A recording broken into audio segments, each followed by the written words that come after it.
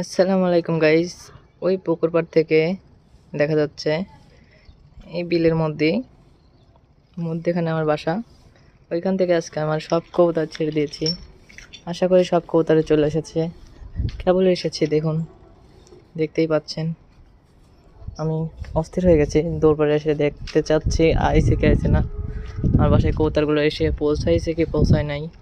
আমি দেখি ওরা এসে একদম দম নিচ্ছে, চুপচাপ বসে রয়েছে। দেখেন শীতের মধ্যে কেমন করে রয়েছে পাগলা।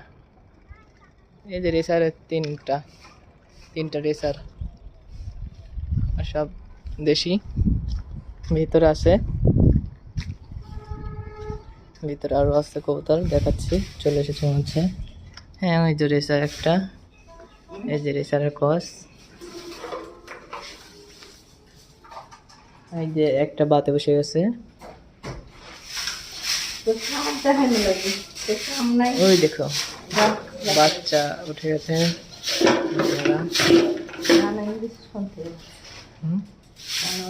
এই যে আমার ছোট্ট ছোট্ট দুটা কবুতর, দেখুন। এই জায়গায় অনেক সুন্দরভাবে হয়েছে।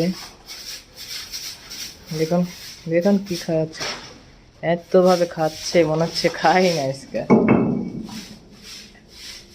ভয় খেয়ে গেছে। এখানে আমার আম্মু সাফ করে দিচ্ছে, সব ময়লা সাফ করে দিচ্ছে, দেখুন। আর আমি ভিডিও করছি। এই যে ধান দিয়েছি।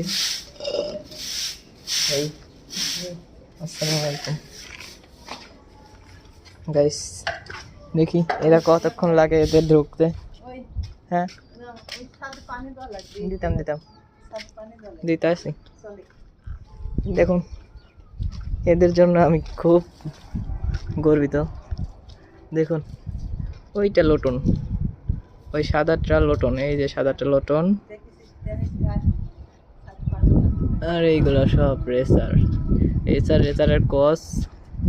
সবগুলা আছে, মিডিয়াম দেশি আছে, গলা আছে, সব আছে। আর এই যে আমার পাশের বাড়ি এক ছেলে বসে, দুইটা, দেখুন। এই বেশি ওই ছেলেটার গিফট করছিলাম আমি। আসসালামু আলাইকুম।